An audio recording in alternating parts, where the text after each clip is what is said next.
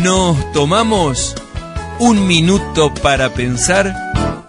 Jesucristo resucitó. ¿Qué tal, amigos? ¿Es la verdad más importante de la Biblia? Vamos a ponerlo con el signo de preguntas. Porque si Cristo solo murió por nosotros y está en una tumba, no resucitó, no puede darnos vida eterna. El que cree en mí, como dice la Escritura, de su interior correrán ríos de agua viva. ¿De qué ríos de agua viva vamos a hablar si tenemos un Jesús, un Dios muerto? ¿Tenés una Biblia? Marcos capítulo 15, versículo 42. Cuando llegó la noche, porque era la preparación, es decir, la víspera del día sábado, del día de reposo, José de Arimatea, miembro noble del concilio de Jerusalén, que también esperaba el reino de Dios, vino y entró osadamente a Pilato, no pidió permiso, y pidió el cuerpo de Jesús. Pilato se sorprendió de que ya hubiese muerto, y haciendo venir al centurión, le preguntó si ya estaba muerto, e informado por el centurión, dio el cuerpo a Jesús, el cual compró una sábana y quitándolo lo envolvió en la sábana y lo puso en un sepulcro que estaba cavado en una peña, e hizo rodar una piedra a la entrada del sepulcro, y María Magdalena y María, madre de José, miraban donde lo ponían. La crucifixión evidentemente fue lo más brutal que hizo Roma con aquellos que consideraban ser sus enemigos, o si no, en el caso como el del cristianismo, donde los fariseos y saduceos y el pueblo se unió para ir contra Jesucristo, aquel que le había hecho tantos bienes. Sin embargo, se escuchó bien fuerte: ¿qué haremos con él? Crucifícale, crucifícale, crucifícale.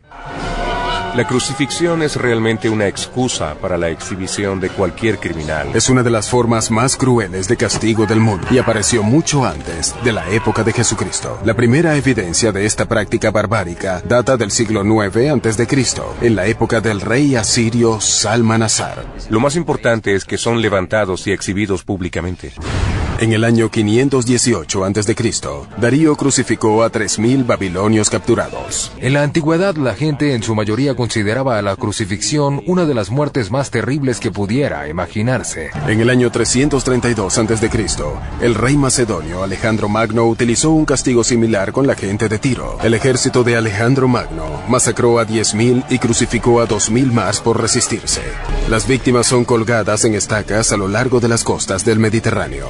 El relato continúa. Marcos 16:1. Cuando pasó el día de reposo, el sábado, María Magdalena, María la madre de Jacobo y Salomé compraron especias aromáticas para ir a ungirle. Muy de mañana, el primer día de la semana, vinieron al sepulcro, ya salido el sol, pero decían entre sí: ¿quién nos va a mover la piedra? Pero cuando miraron, vieron removida la piedra, que era muy grande. Cuando entraron en el sepulcro, vieron a un joven sentado al lado derecho, cubierto de una larga ropa blanca. Se asustaron totalmente, mas él les dijo: no se asusten, buscan a Jesús Nazareno, el que fue crucificado, ha resucitado, no está aquí, mirad el lugar en donde le pusieron. Pero vayan y díganle a sus discípulos y a Pedro que él va delante de vosotros a Galilea, allí le veréis como os dijo. Ellas se fueron huyendo del sepulcro, tenían un miedo terrible, no dijeron nada a nadie porque tenían miedo.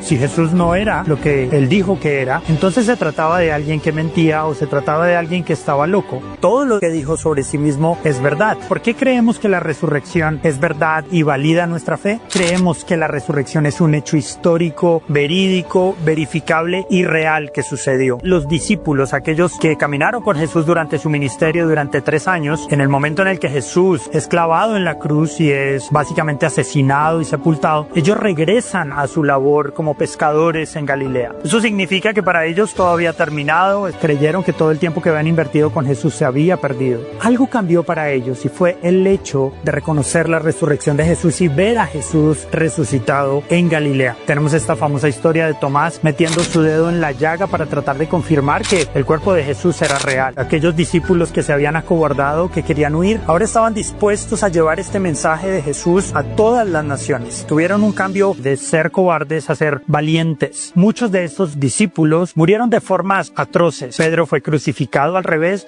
Pablo fue decapitado, Jacobo fue lanzado del pináculo del templo en Jerusalén. Muchos discípulos murieron de formas trágicas. Y eso simplemente valida el hecho de que una persona puede vivir por una mentira pero no morir por ella. Si esto no fuera verdad, si Jesús no hubiera resucitado, alguno de los discípulos se hubiera arrepentido al final y hubiera dicho que no era verdad que Jesús había resucitado. Solo la realidad de que Jesús había resucitado podía impulsar a estos apóstoles a dar su vida por este mensaje.